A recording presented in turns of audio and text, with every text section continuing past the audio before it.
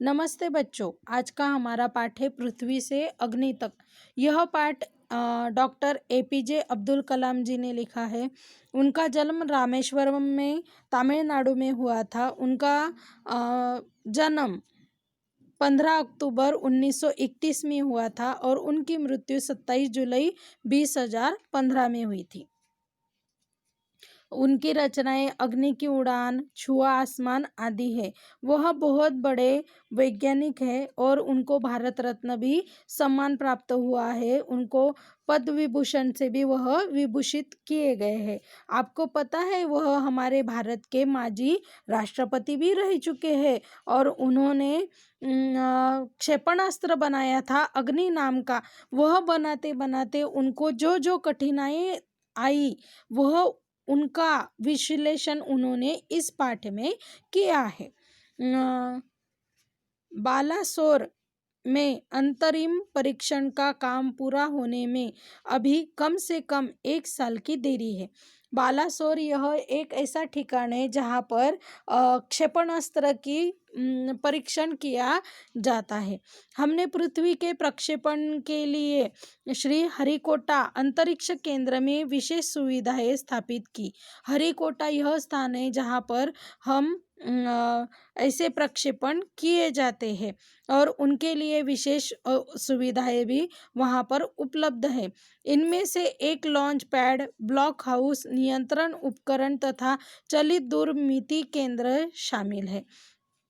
और इन सब में लॉन्च पैड मतलब जहाँ से आपको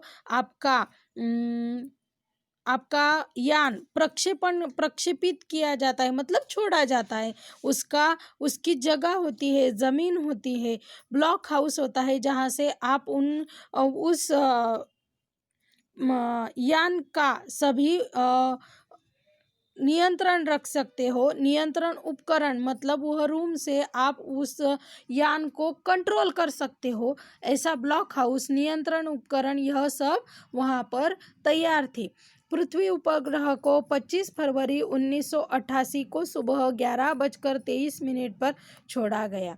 यह देश के रॉकेट विज्ञान के इतिहास में एक युगांतकारी घटना थी। और लेखक लिखते हैं कि 25 फरवरी को यह 1928 को यह छोड़ा गया और रॉकेट विज्ञान में यह बहुत बड़ी उपलब्धि थी कि भारत ने यह इतना बड़ा पृथ्वी नाम का उपग्रह छोड़ा था। निर्देशित मिसाइलों के क्षेत्र में एक आत्मनिर्भर देश के रूप में पृथ्वी के उद्भव ने संसार के सभी विकसित देशों को विचलित कर दिया। और जैसे ही हमने पृथ्वी मिसाइल को छोड़ा तभी से बहुत सारे देश विचलित हो गए। उन्हें ऐसा लगा भी नहीं था कि भारत जैसा विकसित देश इतना बड़ा मिसाइल भी बना सकता है और छोड़ सकता है। सामर्थ्यशाली नागरिक, अंतरिक्ष उद्योग और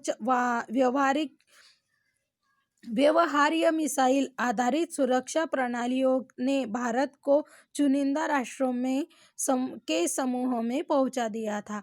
और जैसे ही हमने यह पृथ्वी नाम का मिसाइल छोड़ा वैसे ही जो जो बड़े बड़े राज्य थे, राष्ट्र थे, उनमें हम भारतवासी भी शामिल हो गए। किसी को भी ऐसे लगता नहीं था कि भारत इतना बड़ा मिसाइल बना सकता है। लेकिन क्या एक पृथ्वी ही पर्याप्त होगा?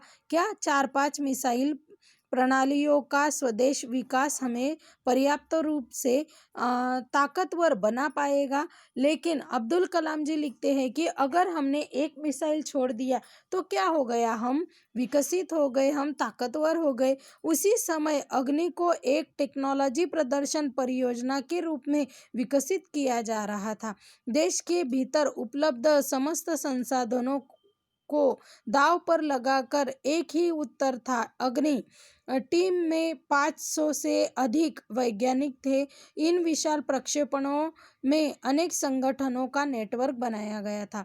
और लेखक लिखते हैं कि अग्नि को जब बनाया गया तो वह अपनी टेक्नोलॉजी का प्रदर्शन करने के लिए वह बनाया जा रहा था। अपने देश का किसी भी देश के पास जितने मिसाइल होंगे, जितनी टेक्नोलॉजी उसकी आगे बढ़ेगी, उतना वह ताकतवर कहलाता है। वैसे ही हमें भी करना था, इसलिए हमें अग्नि को बनाना बहुत ज़रूरी था। और उसकी टीम में कम से कम 500 से अधिक वैज्ञानिक थे। यह पाठ समझने के लिए बहुत महत्वपूर्ण है और कठिन भी है, इसलिए हम इस पाठ का थोड़ा थोड़ा ही भाग रोज़ लेते जाएंगे। आपको जो जो कठिनाई आए तो आप पढ़कर सुनकर अच्छे से ध्यान लगाकर सुनिए, तो आपको यह पाठ ध्यान में आएगा।